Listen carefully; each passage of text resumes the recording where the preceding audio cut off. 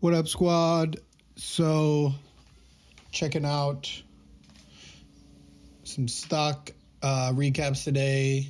Evolution of a trader. I got another beautiful 3 hours of sleep last night. It was amazing.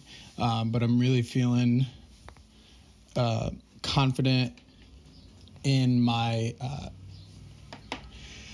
new plan. You know, it's a weird.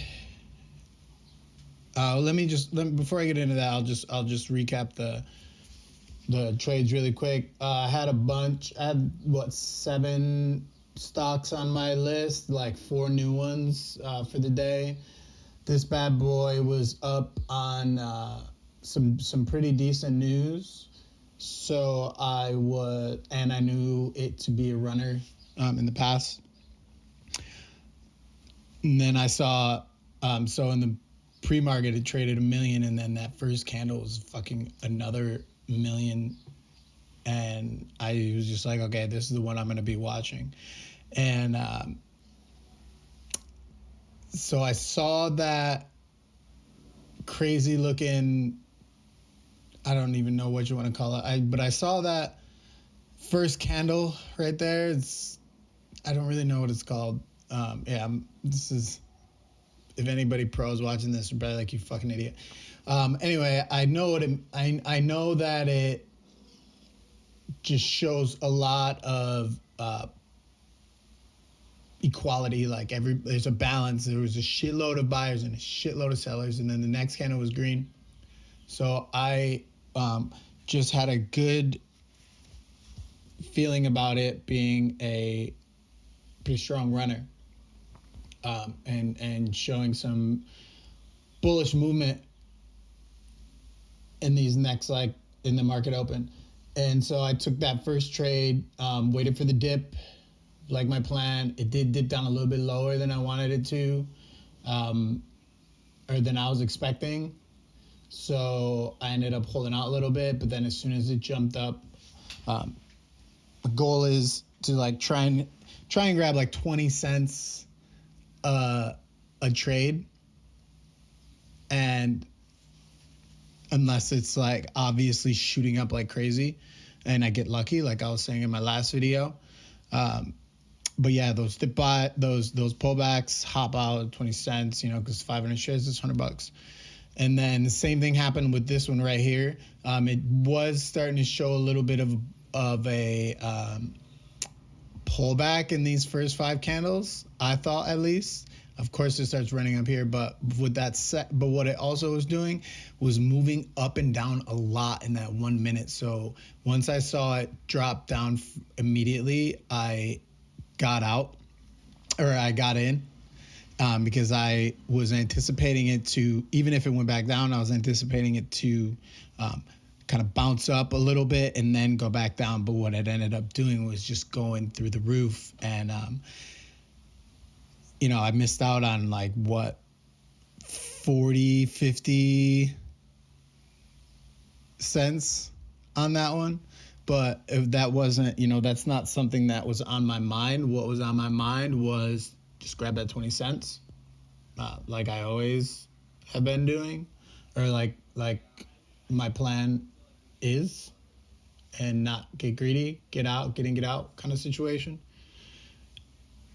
At this point, it's already at almost 4 million shares. So I kept my eye on it because I knew that there was going to be a lot more action to be had, rather than, I don't know, it's probably up 100 or 150 or so this time. But I also wasn't even focusing on that. So there was another dip that I squeezed in. I wasn't seeing any of those long wick candles like that, those long wick bear candles. So as soon as I saw it drop down like that, I was like, yeah, give me that. And then that trade was where I made a little bit more money, which pushed me up into I think I checked right here. This is when I finally checked. That was the trade that pushed me up to 275. And so I kept watching because I wasn't sure if it was going to keep running, but then it got up to that $10 mark, which was a previous resistance line from like 30. It's either a 30-day chart or 180-day chart I was looking at. And so I just kept an eye on it. I saw that pullback. I thought it was just going to bounce at the VWAP, and it was so close to getting in, and I'm glad I didn't. But right here was a very, very this was the risky side of those dip buys, is it decided to hit, it drops 60 cents, 70 cents, and I thought that was a steal. But I pressed the trigger a little too quick, and I was looking at it right here. So I was, 500 shares. I'm down 30 cents right now. I was like, shit, this is no bueno. So I did what everybody tells you not to do, and what do you call it?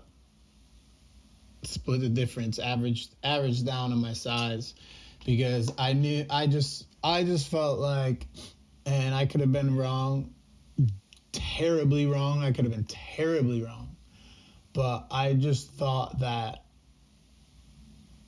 it was way oversold at this point and was gonna see itself a nice big return back to somewhere around the VWAP. And so I ended up averaging down right around 840 or something like that, which pushed my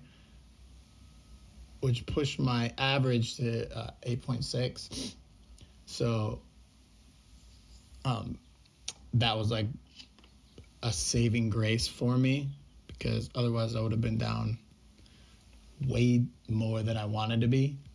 And it jumped around a little bit, stalled out, and then finally saw its way. It was teasing 860, and in my head I was like, shit, maybe it's gonna smash up past it, but it just wasn't going up past it. So I was like, fuck it, I'm not even gonna waste my time. I'm just gonna get out with a small loss right there, and then just take that profit and run for the day. 3 for 4 is all day. I'll take that all day.